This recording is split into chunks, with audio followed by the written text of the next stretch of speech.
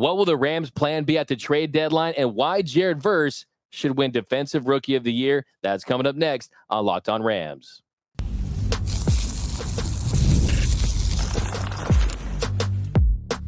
You are Locked On Rams, your daily Los Angeles Rams podcast. Part of the Locked On Podcast Network, your team every day.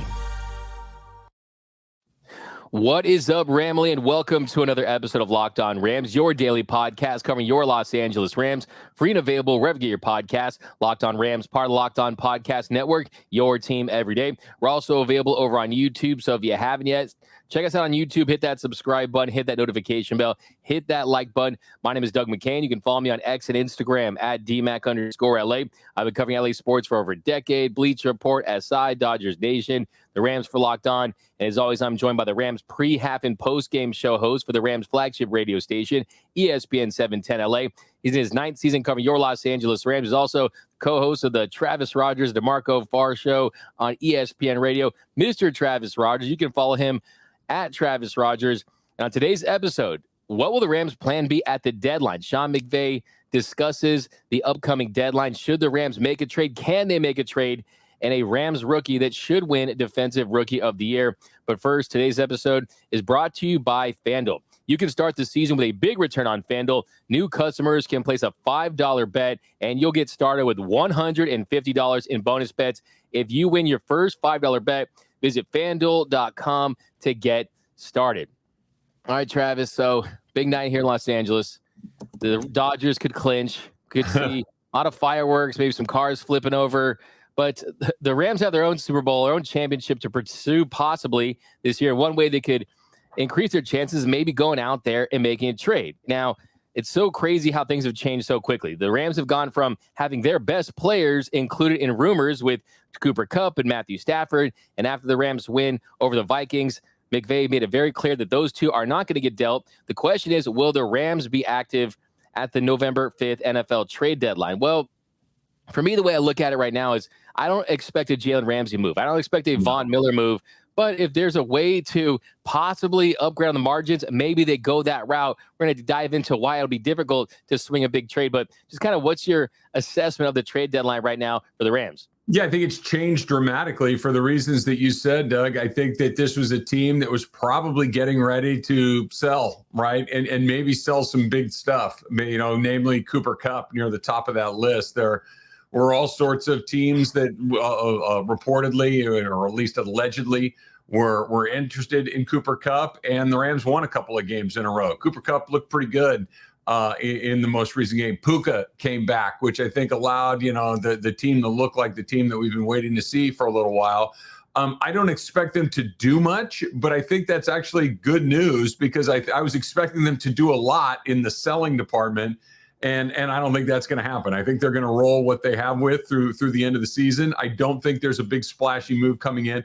I wouldn't be surprised if they did something small, kind of on the margins, maybe to add some depth, maybe take a flyer on another player on another team that maybe isn't getting a lot of time or maybe isn't performing, that doesn't cost them a lot of capital one way or the other.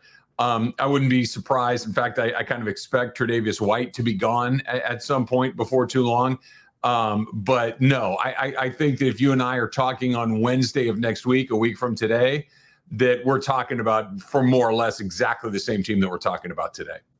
Yeah, and it's interesting because as you point out, things have changed dramatically for this team in the last couple of weeks following the bye. Getting back close to 500, just imagine if you go up to Seattle and you win that game and you're right there at the top of the NFC West. You still have the Cardinals and the 49ers to deal with, but it's not a division that has a lot of teams that necessarily scare you with the injuries that the 49ers have dealt with this season. Still a ton of talent, and then you probably think they are the favorites to still win the division at this point, but I think that we look at the Rams, it's just the situation they're in. Any trade that they could make that would be significant would require some restructuring, would require some maneuvering to get that deal done.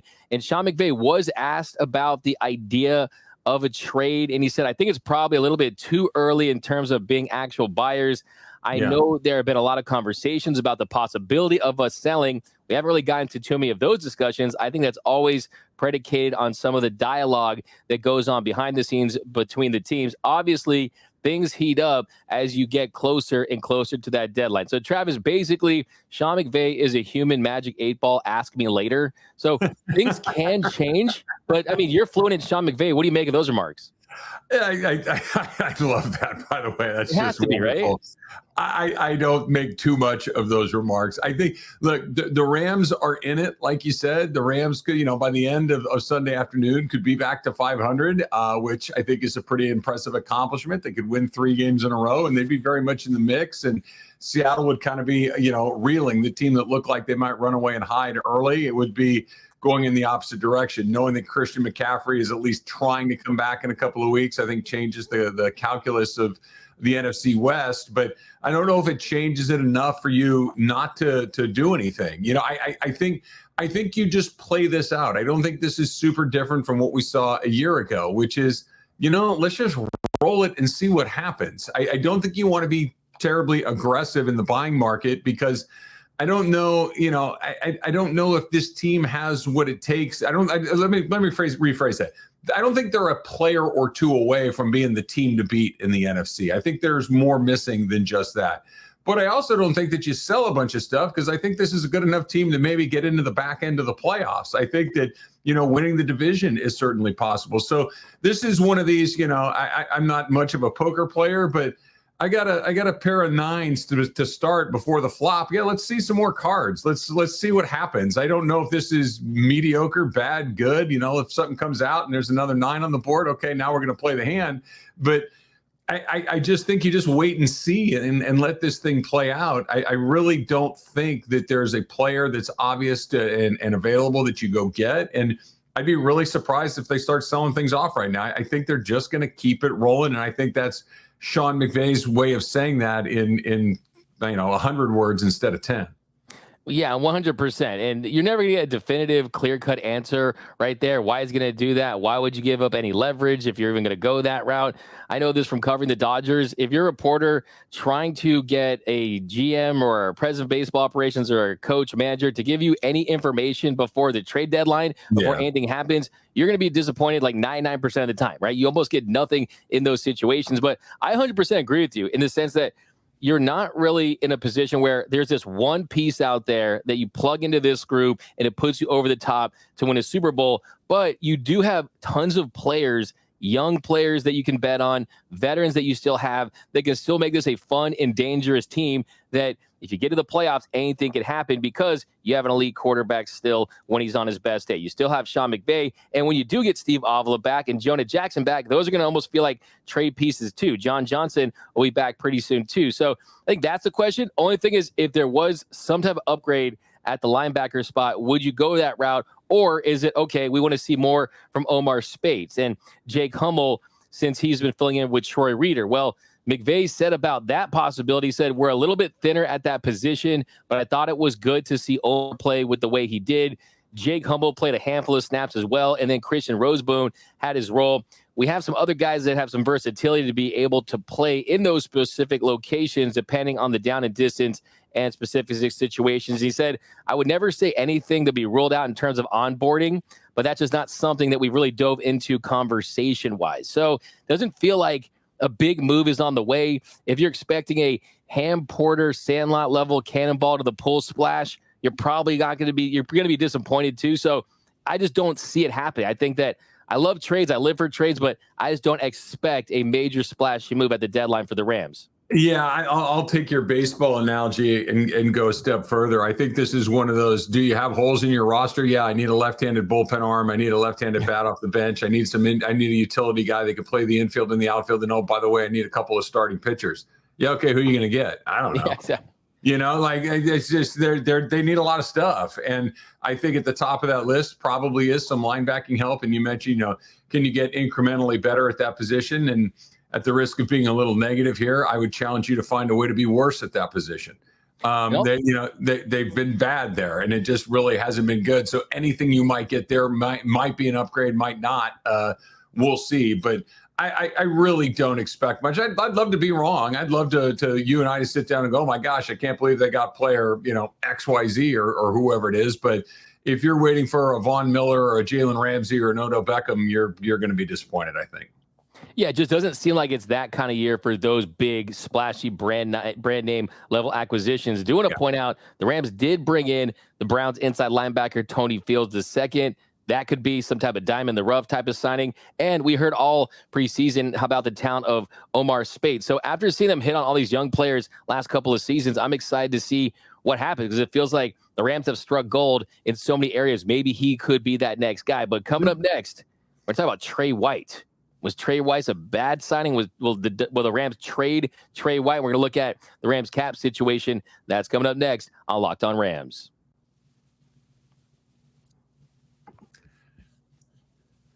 All right, listen up, renters. Ever feel like you're kind of stuck in this loop of rent payments, just watching your money vanish into thin air? Well, it's time to turn that rent game around and start earning some serious rewards. That's where Built Rewards comes in. Built is breaking ground as a neighborhood rewards program that hooks you up with points on your rent. Every month, you pay your rent and watch the Built points roll in. Use points to jet off on a dream vacation. Put your points toward a flight or hotel stay with 500 plus airlines and 700,000 plus hotels and properties. You can also use your points to book fitness studio classes, redeem them toward a future rent payment. They're designed to meet your lifestyle. Pay rent hassle-free through the Built Rewards app. Your rent game just got a major, major upgrade. Built Rewards have been consistently ranked the highest value point currency by the Points Guys and Bankrate. So earn points by paying rent right now when you go and join built.com/LockedOnNFL. That's JOINBILT.com/locked-on. Make sure you use our URL so they know that we sent you. Join built.com/LockedOnNFL to start earning points with your rent payments today. And welcome back to Locked On Rams. Thank you for making Locked On Rams your first listen every single weekday. Free and available wherever you get your podcast. Locked On Rams, part of the Locked On Podcast Network, your team every day. Also, a special shout out to those everyday listeners out there watching and listening to every single episode of Locked On Rams. We appreciate you. Join that 5 days a week listeners club. You can watch and listen to every single episode. That way you won't miss a thing about your Los Angeles Rams. All right, Travis, here in our second segment, we're talking about Trey White. So Trey White is someone that had a lot of potential to have an impact. The Rams really rolled the dice on him in the offseason, a former All-Pro. Unfortunately, he's dealt with some serious injuries coming off that Achilles injury, and he just did not look good early, and the Rams have granted him permission to seek a trade. Now, if he's able to get that trade, that could boost the Rams cap space by $1.3 million. He gave him $4.1 million at the beginning of the season. Me personally, I always say there's no such thing as a bad one-year contract. So I think there's still a worthy roll of the dice there, but it just didn't work out. And the Rams feel really good about their corner situation right now. Yeah, I think this is one of those things. It was a bad deal, but is it a fatal deal? No. You know, they took a shot. It didn't work. And you know, maybe you can flip it for something. I'm not trying to be disrespectful to Tre'Davious White here at all, but this is one of these things that, you know, you list on Craigslist or something like that. You're not even asking for any money. You're just asking for somebody to drive over and take it out of your garage. You know, they're just like, what are you asking for? Nothing. Just come and get it out of here. I don't want it. And I think that's what we have here. He's an aging cornerback coming off of an injury. Tell me something that is less appealing. Tell me something that is maybe less, you know, you say, well, he's a crafty left-hander or he's an experienced this. It's like, okay, cool. Aging corner. Yeah, I don't know about that. That's just, he's just not that guy anymore. Unfortunately, you know, by all accounts, he's been a pretty good teammate. He's been a guy that is, you know, been a decent guy to have in the organization, but it just has not really worked out. And like you said, I don't know if I'd say they're good at that position. I don't think that they are, but I also think they're at a place where they have enough that they don't necessarily need him. I wouldn't be surprised that if when we're talking about whatever trades they may or may not make, that if they could find some corner help, I think maybe that's something you try. But the Trey White thing just didn't work. There's no other way to spin it. It just didn't work. And the truth is, even if he was 70% of what he used to be at that price, based on where they were, especially missing Darius Williams to start the season, it would have made some sense. You could have looked at, okay, this guy's additive in some capacity, could also provide some depth. But the truth is he was a shell of himself. He didn't look anything like the guy he did when he was at his peak. And that's kind of the problem when it comes to cornerbacks and wide receivers and running backs coming off Achilles tears. I mean, yeah, there's guys, a handful of guys, there's guys that have made it, but really, unless it's ACL or something like that, you're not going to be the player you once were. You have to reinvent yourself in a different way. So, yeah, it's unfortunate, but I like the fact that this is kind of another one of those situations for the Rams.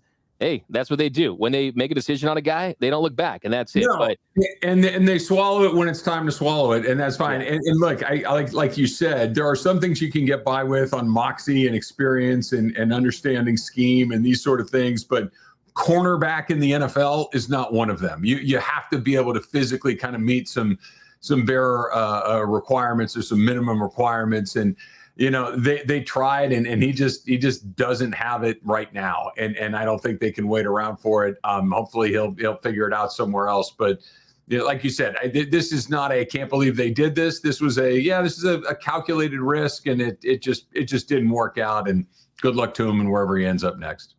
Yeah, he definitely's got that free couch sign on him right now, as you're pointing out. So, yeah, wish him well, but it's just not going to happen with the Horns. Now, as far as the other ways you could try to find a way to get some cap space, well, you could try to restructure Cooper Kupp's deal. You saw what they did with Matthew Stafford before the season that essentially made his deal a 1-year, $40 million deal where you got more guarantees this season, and maybe they revisit the negotiation table after the year based on the year they have. But we look where the Rams are sitting right now.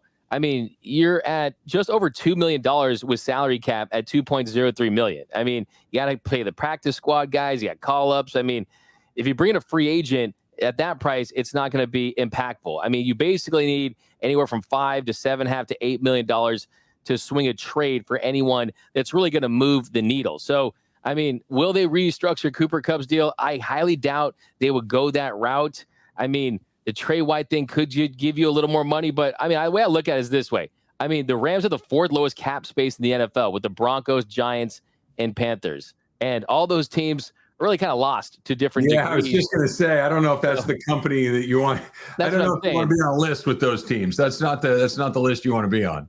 Absolutely. And the reason why they're there, bad deals, right? Bad signings, really just not doing enough developing. And I think where the Rams are at right now, you continue to do what you're doing, developing this young talent and taking advantage of the veterans you do have. So not much of a cushion to go out there and make a big trade. No, there isn't. And I like how you kind of set that up. I think this is another very good example and a tangible example of where they are, right? Like there is the no man's land, which is we have no money, no hope, no time, and you're the Carolina Panthers, and you've botched your drafts, and it's just there's nothing really to be optimistic about. And then we are at the opening or in the middle of a very good window, the Kansas City Chiefs, where you've got the quarterback and the coach, and you can do some things here and there. The Rams are kind of in the middle. They have some good young players, but it's going to take some time for them maybe to develop into the guys that they're hoping that they can be. But they don't have a ton of flexibility in what they can do salary cap wise to kind of jumpstart that. And that's kind of where they were a few years ago. Von Miller comes around. Yep, let's go do it. Odell Beckham. Yep, pick him up. Whether it's Dante Fowler or whether it's, Jalen Ramsey or quite frankly, Matthew Stafford, like, here, capital out, let's go. We're close. I think everybody, without saying it out loud, understands they're not close. They're not super far away either. This isn't get rid of anything of value and collect your assets to, be good in 2031. It's not like that, but it's probably more like maybe we can be really near the top by 2026 or 2027. They're kind of in that middle ground. In the NFL, we know it turns around kind of fast, but you got to know where you are. I always quote Les Snead, who came on my radio show after they won the Super Bowl a few years ago. And he said, you need to know where you are in your window, when to be aggressive and maybe when to be a little bit more cautious. And I think that's a good example of this. And now is probably a time where aggression isn't necessary. Yeah, and the Rams have been to the mountaintop, right? They know what it takes to get there. So it's not like they're we're going to try this to get there. We're going to try that to get there. No, they've been there, know what it takes to get there. So I think that'll help them be a little more patient this time around as they get to their next Super Bowl. I mean, really not many opportunities. I mean, you could have possibly designated Joe Noteboom as a post-June cut, maybe have $15 million to work with from that standpoint, but then you need as much offensive line depth as you can have too. So there was that one. So I think the Rams are fine where they're at. If you shock me with some move, I'm here for it, depending on who it is. But right now, this is kind of where they're sitting as far as their plan at the deadline. But coming up, a rookie for the Rams that should win the Defensive Rookie of the Year. That's coming up next on Locked On Rams. All right, take on the NFL season with America's number one sportsbook. That, of course, is FanDuel. Right now, new customers, how can you be a new customer? Maybe there's one or two you left out there. Everybody that I know is playing FanDuel right now. But if you are a new customer, you can bet $5, and here's what you get, $150 in bonus bets if you win that first bet. The FanDuel Sportsbook app gives you everything you need to place live bets on the NFL all in one place. So when you get a hunch in the middle of the game, you get that little feeling, you can check out all the latest stats, you can view live play-by-play, and so much more on the very same page where you are placing your bets. But you got to go to FanDuel.com to join today, and you'll get started with $150 in bonus bets if you win your first $5 bet. That's FanDuel.com. Never waste a hunch and make every moment more with FanDuel, an official sportsbook partner of the NFL. Like maybe you're thinking, hey, I think the Rams are going to win the NFC West. It's pretty weird right now. They're in last place right now. They're plus 475. So if you have a little bit of a hunch on that Rams, go do it right now at FanDuel.com. FanDuel.com.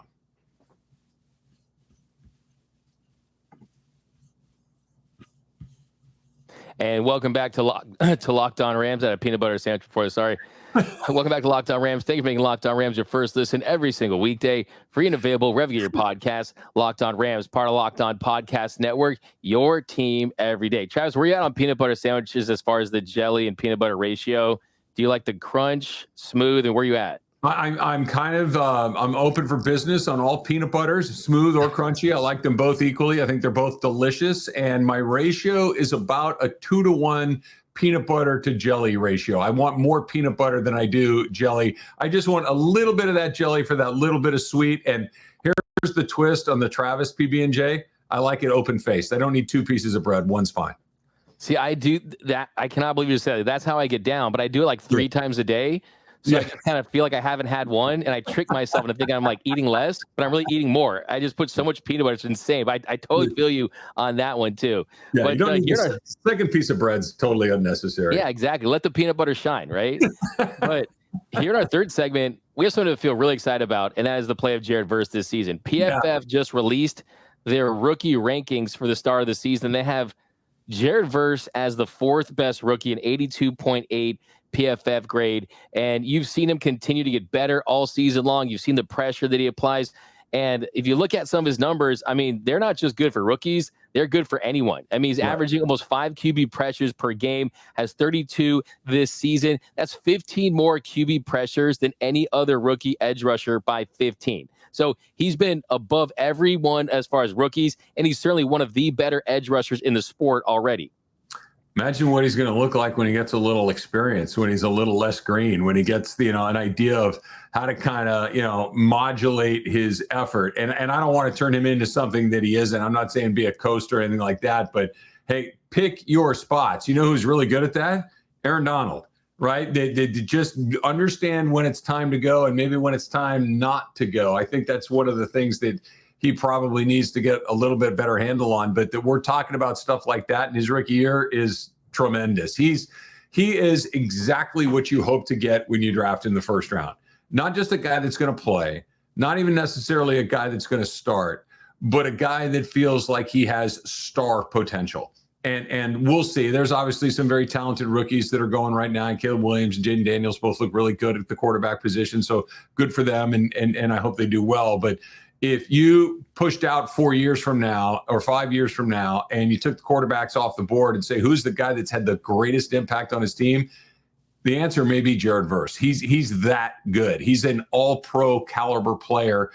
Probably not there yet, but certainly trending in the right direction. And I think the best thing you could say is if the Rams could do their draft over again, they wouldn't change a thing. They would take exactly the same guy in exactly the same spot.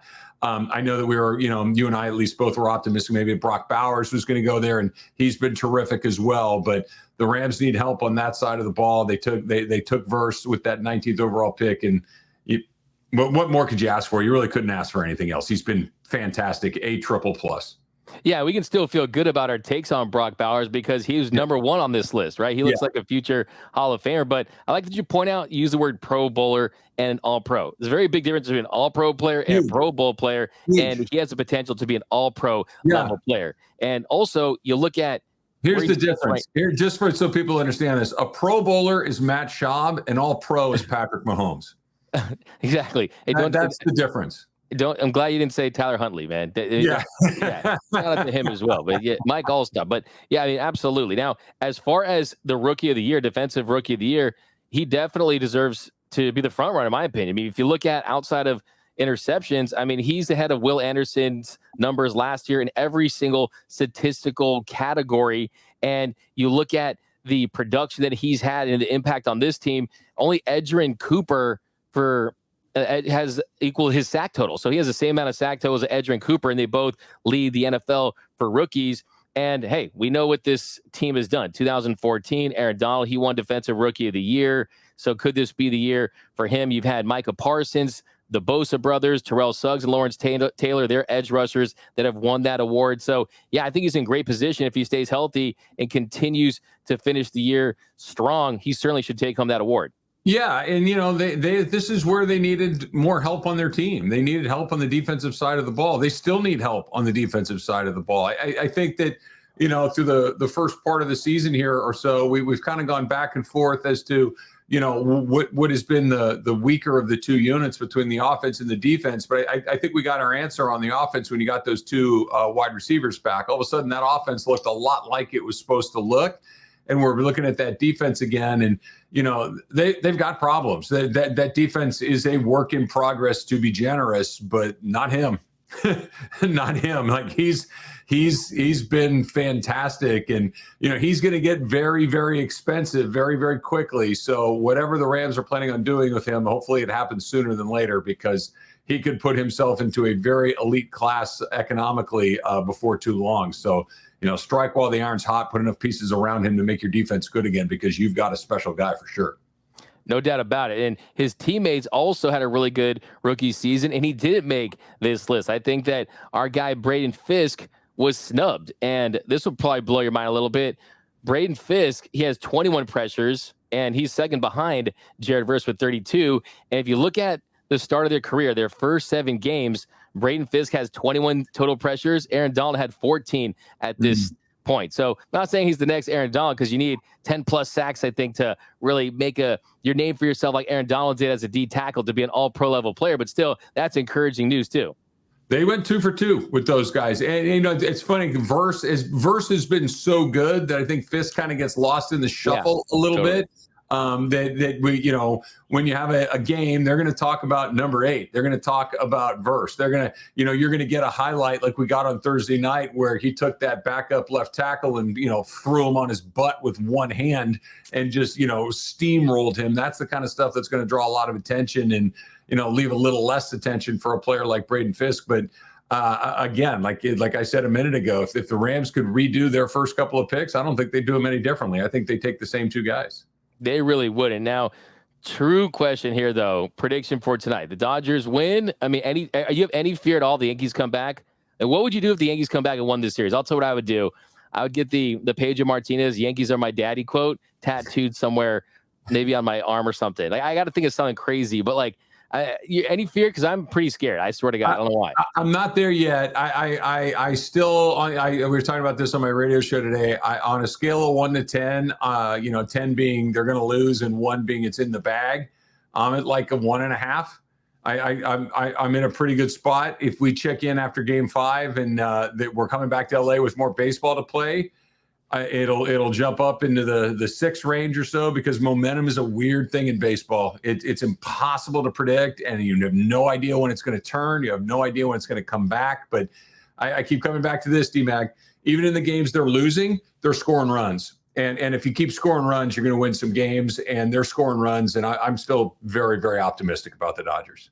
Sure. Yeah, no, I see Yankees fans getting all excited because you had their elite offense beating up on a couple AAA pitchers yesterday. No offense to those guys. So, yeah, I'm not too worried about that. Also, last question, what should the fans' punishment be for assaulting Mookie Betts during the game. I mean, lifetime ban. I mean, restitution for the rest of his life. It was bad. It was bad. It was bad. But I'm a firm believer in glass houses, and I've been to a lot of Dodger games in my day. Hey, whoever's going to beer at the Padres during the I look, I'm a Dodger fan. I count myself among you folks, so I'm with you. But I've seen Dodger fans do some things. Hey, man, it's crazy, right? But thankfully, everyone's okay. But that's going to do it for this episode of Locked On Rams. My name is Doug McCain. You can follow me on X and Instagram at DMAC_LA. And you can follow the People's Champ, Mr. Travis Rogers, at Travis Rogers. And until next time, whose house? It's Locked On Rams house.